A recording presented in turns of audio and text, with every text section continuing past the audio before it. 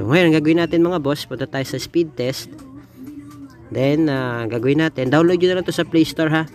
Kung wala pa po kayo, para matest nyo po. Yan. Yan mga boss, kung makita nyo, yung ping natin, pumapalo siya lang ng 18 Mbps, diba? Dapat yung ping natin is nasa 15 to 25 ms lang natin, at yung download natin ay nasa 15 pataas. Pero kung makita nyo naman, pumapalo siya ng 50 pataas mga boss. At yung upload naman natin, kung makita nyo, pumapalo naman siya ng 23. So dapat nasa 10 pataas din yan. Okay? Kung ganyan yung speed test nyo mga boss, ay kayang-kaya nya mag-play ng 12 hours video na naka 1080p. At pwede rin po yan sa mga online games like Mobile Legends, COC, Rules or Survivals, o kung ano man po yung mga online games na pwede nyong i-play dyan, lalo na sa mga social media account nyo. So ngayon mga boss, play natin siya sa YouTube. Okay? Para matest kagad natin. Tandaan natin yung volume. Try tayo ng 12 hours video.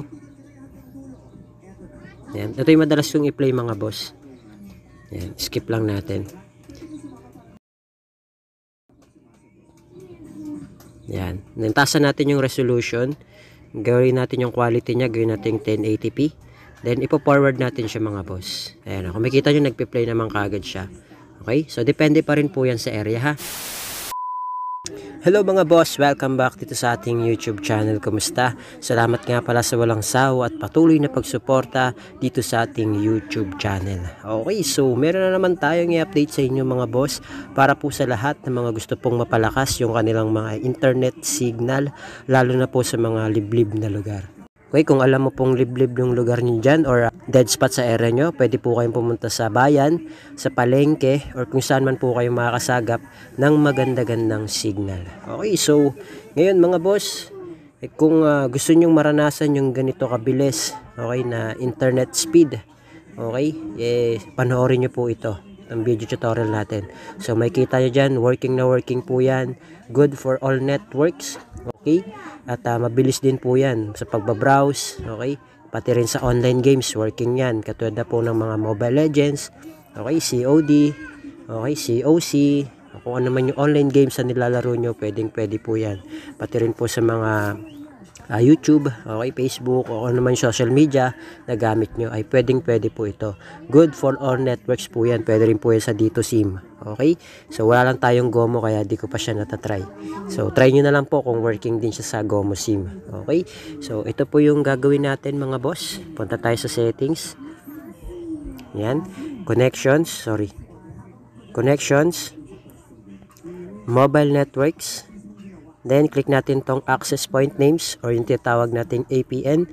Mag-a-add tayo mga boss. So, ito yung magiging name niya. Lagay nyo na lang po dyan.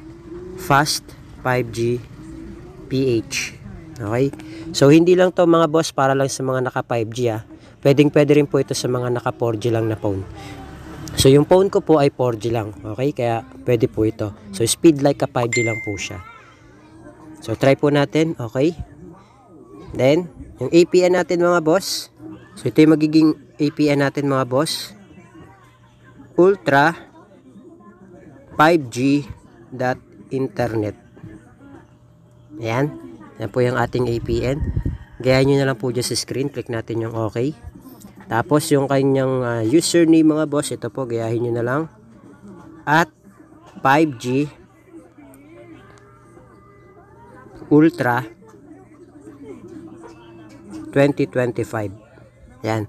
Gayahin nyo mga boss ha. Nasa screen na lang. Gayahin nyo na lang po. Click natin yung OK. Tapos yung kanyang password mga boss. Ito po. At Ultra. Yan. Ultra 5G APN PH 2025. Click natin yung OK. Then yung server nyo mga boss. Ito po. www.google.com. Click natin yung OK. Tapos, yung kanyang authentication type mga boss, lagay nyo dyan ay POP. Ayan, naka-POP lang po siya. Ayan. Tapos, yung kanyang APN type, naka-default lang po. May mga phone na kailangan i-type, may mga phone na kailangan i-click lang. So, basta nakalagay dyan mga boss ay default. Click natin yung OK. Tapos, yung kanyang APN protocol mga boss, IPv4, IPv6. Ayan, click natin yan. Tapos yung kanyang APN roaming protocol naman mga boss, IPv4, IPv6. Click natin yan. Tapos yung kanyang bearer mga boss, ito po. So, madalas mga boss, ang gamitin natin unspecified. Okay? So, ngayon, babaguhin naman natin siya ngayon mga boss. Unspecified naman yung wala. So, checkan natin lahat. Yan. Mula LTE. Ayan. Checkan natin yan lahat. So, kabaliktaran naman siya. Yung unspecified naman yung wala. So, click natin yung okay. Then, save po natin siya. Then, click natin itong ginawa nating APN mga boss. Okay, para siya yung maging default natin na APN. Then, ang gagawin natin mga boss, mag-airplane mode tayo ng at least 5 to 10 seconds. Okay, so, para ma-refresh lang po yung inyong internet speed o internet data. So, pwede na yan. Yan. Yan, nakabukas pala yung hotspot ko mga boss kasi naka-unli data tayo sa token text. So, selected SIM lang po pala yung merong unli data. Okay? So, ngayon, ang gagawin natin mga boss, punta tayo sa speed test. Then, gagawin natin, download nyo na lang to sa Play Store ha. Kung wala pa po kayo, para matest nyo po. Yan. Yan mga boss, kung makita nyo, yung ping natin, pumapalo siya lang ng 18 Mbps, diba? Dapat yung ping natin is nasa 15 to 25 ms lang natin, at yung download natin ay nasa 15 pataas. Pero kung makita nyo naman, pumapalo siya ng 50 pataas mga boss.